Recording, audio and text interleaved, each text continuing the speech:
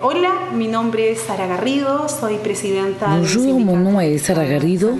Je suis présidente d'un syndicat de femmes pêcheuses artisanales et récolteuses d'algues de la crique de Columo, de la région du Biobío. Je dois vous remercier car vous êtes les premiers à nous avoir soutenus après le tremblement de terre.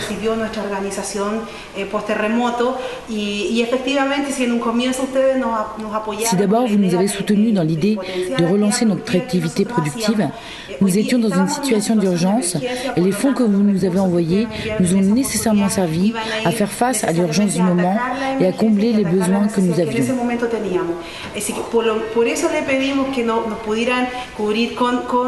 C'est pour ça que nous vous avons demandé des cuisinières pour pouvoir cuisiner, des réfrigérateurs quand nous avons eu l'électricité ou dans certains cas des lits pour pouvoir dormir. Votre aide a été donc très bien perçue par nous toutes.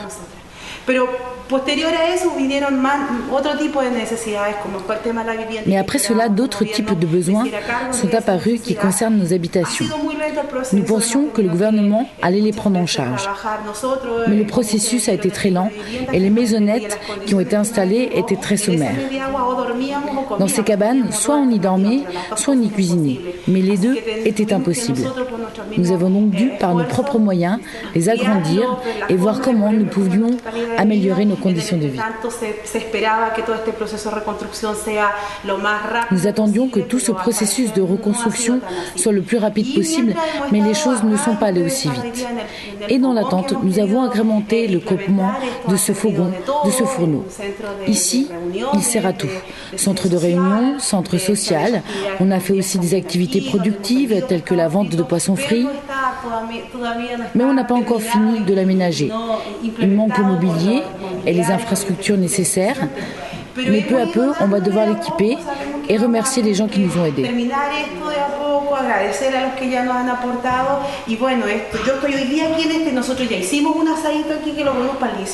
Ici, nous avons déjà organisé des barbecues pour la fête nationale, par exemple, avec tous les gens du campement et pas seulement avec les femmes du syndicat. Il nous sert beaucoup à ce type de rencontres et à d'autres activités. C'est un lieu de réunion où nous pouvons échanger, discuter. Des fois on pleure, on rit. Nous faisons des activités avec les enfants et aussi avec les adultes âgés qui, eux, ont le plus de mal à se remettre du tremblement de terre.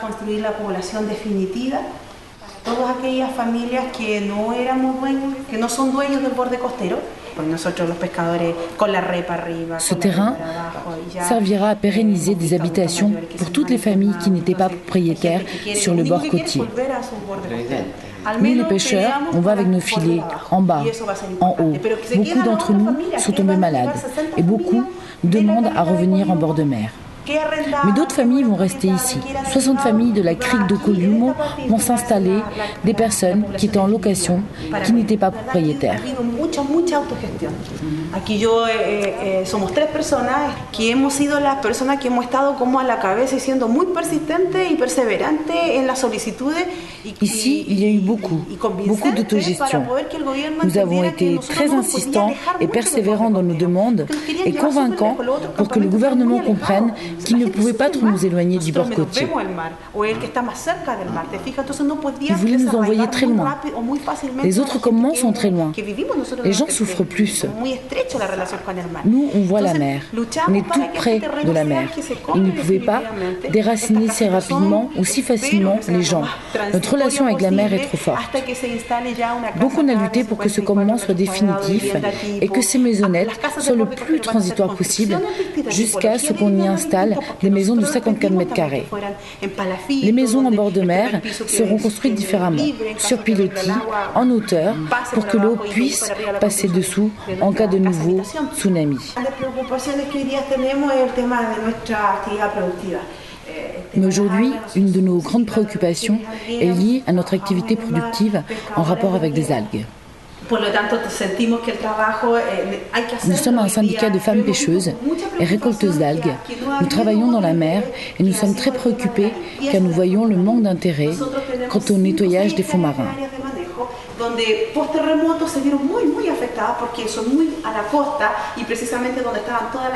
Nous avons une aire de travail de 5 à 6 hectares qui a été très affectée par le tsunami.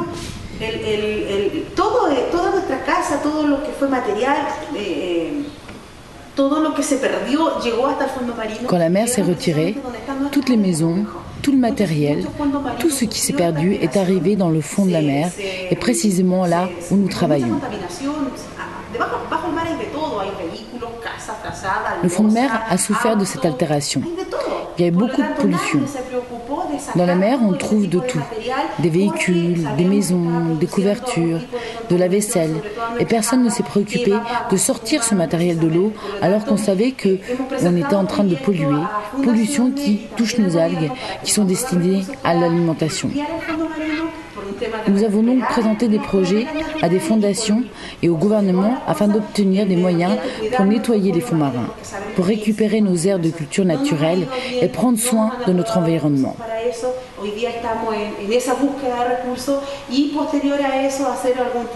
Mais ces démarches n'ont pas encore abouti positivement. Et aujourd'hui, nous sommes dans cette recherche de fonds. Et parallèlement, nous voulons développer un autre système de culture qui se fait dans la terre et qui est après plongé dans la mer. On travaille avec des universités qui connaissent cette méthode. C'est déjà un travail que nous sommes en train d'apprendre. Nous avons déjà participé à 2 ateliers et nous allons bientôt participer aux 2 autres sessions de formation qui nous manquent. Mais on sait que c'est un processus qui va être long. C'est pour cela que beaucoup d'aides que nous recevons, nous les imputons à des activités productives. Il y a des membres du syndicat qui ont installé des poissonneries, d'autres qui ont installé des petits kiosques destinés à la restauration rapide. On recherche d'autres manières de générer des revenus, car on sait que la reprise de notre activité va être lente. Et ce que nous ne voulons pas, c'est que notre activité disparaisse.